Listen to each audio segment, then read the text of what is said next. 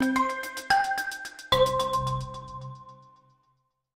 converso com Demétrio Magnoli, ele que é jornalista, sociólogo, geógrafo brasileiro. Tudo bem, Demétrio? Tudo bom, Joyce? Um prazer recebê-lo. Prazer é meu. Dilma se sustenta? Há risco dela se sustentar, Demétrio? Eu acho que há e não é desprezível a hipótese de que ela conclua o mandato.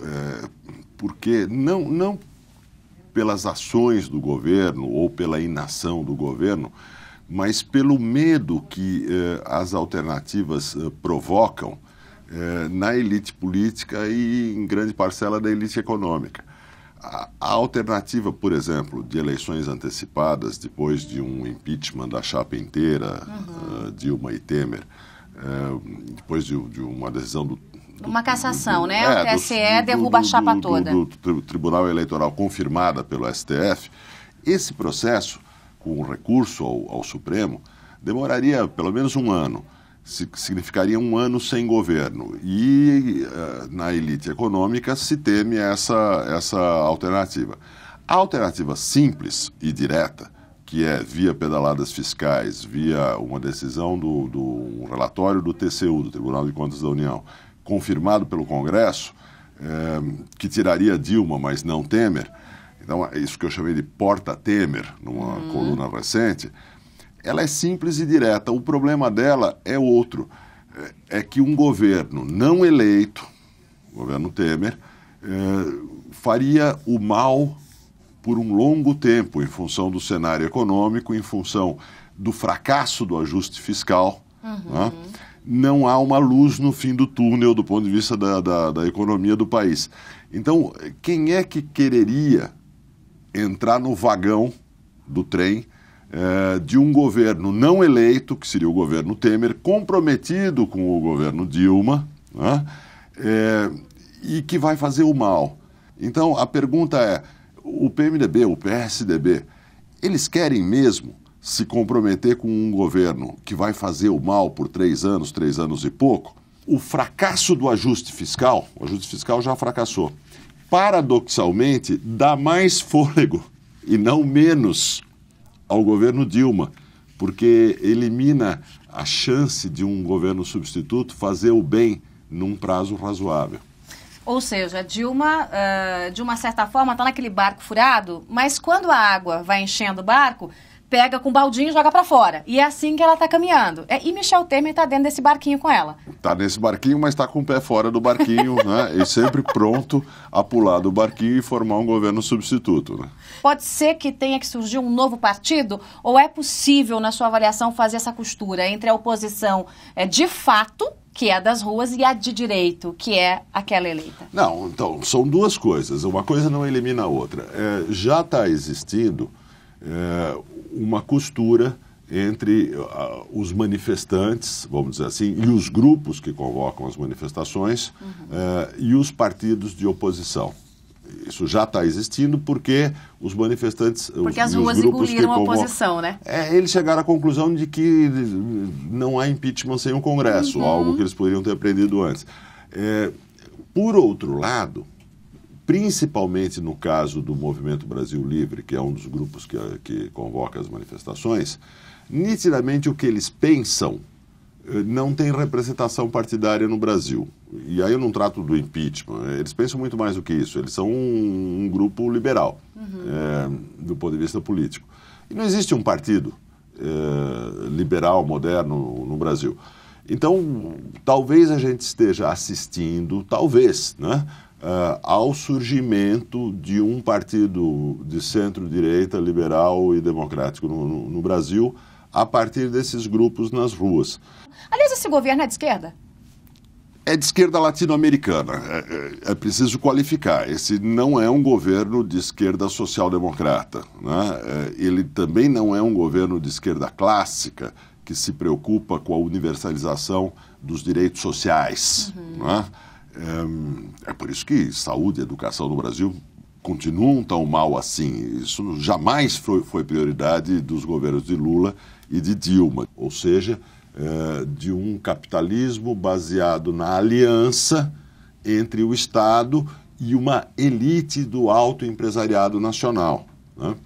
é a esquerda Odebrecht, eu diria. Né? E você, Demetrio, hoje, se considera de esquerda, de direita, em cima do muro, como o PSDB às vezes?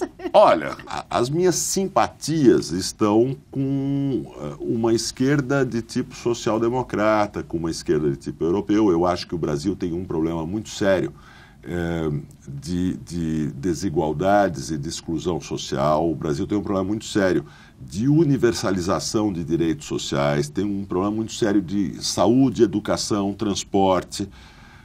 São coisas fundamentais para o Brasil se tornar um país decente, né?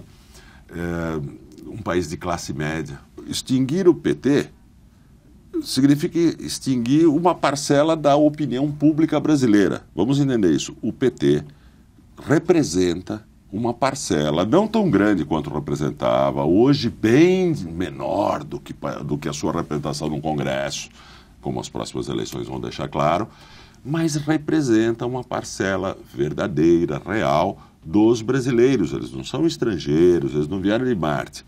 Então, obviamente, extinguir o PT exigiria um ato de força. Na democracia não se vai extinguir o PT, né?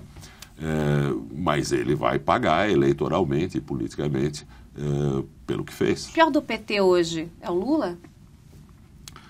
O pior do PT é o Lula e não é de hoje. O pior do PT é o Lula porque desde o final dos anos 90, né, Lula passou a comandar o PT de uma maneira quase totalitária, né? Isso se aprofundou depois que ele chegou no governo, mas isso veio de antes dele chegar no governo. Isso se aprofundou depois dele chegar no governo, com dedaços, né? Com a indicação: Dilma será a minha sucessora, Fernando Haddad será o prefeito de São Paulo, eu vou inventar, né? Quem é o novo prefeito. E essa liderança que acabou controlando o PT de uma maneira intensa, praticamente sufocou o partido, é uma liderança que, ao mesmo tempo, conduziu o PT para o Petrolão e provavelmente conduziu o PT também para o Mensalão. Não há provas no caso do Mensalão, no caso do Petrolão começam a se reunir indícios disso, mas independente da responsabilidade criminal ou não, a responsabilidade política de Lula é completa nos dois casos. O Brasil, né, de tudo que você acompanhou e por essa década, né, de eventos políticos escritos aqui, suportaria o impeachment? É preciso muita má-fé para dizer que o Brasil não suportaria um impeachment. Já suportou um, claro que suportaria um impeachment.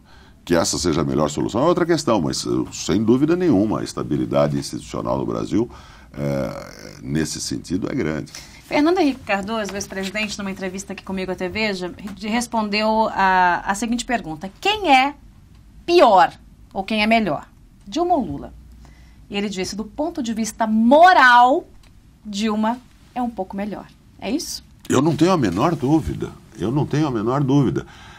Eu acho que do ponto de vista moral não há comparação. Eu acho até que no começo do primeiro mandato, Dilma imaginou a possibilidade de separar o público do privado no Brasil, no seu governo, de separar o governo do partido, a administração pública da sanha do partido e dos seus aliados. Imaginou por pouco tempo, logo desistiu e se enquadrou. Mas chegou a imaginar isso. Quando, na verdade, do ponto de vista de Lula, o modelo político é a confusão entre o público e o privado. É o entrelaçamento do público com o privado. Ele vê nisso uma qualidade, né? Ele acha que deve ser assim. Ele acha que as máfias políticas devem se apropriar da administração pública, né? Então, do ponto de vista moral, eu não tenho a menor dúvida, estou de acordo com o ex-presidente Fernando Henrique. Do ponto de vista ideológico, há uma diferença importante. Lula não tem ideologia. O que Lula quer é o poder de Lula. A única ideologia de Lula é o poder de Lula se manter e se realimentar. Dilma não. Dilma é uma nacionalista estatista, ela tem uma ideologia que ela aplicou na política econômica do seu segundo mandato. Isso é ruim, porque a ideologia dela é péssima, é anacrônica e deu no caos que deu.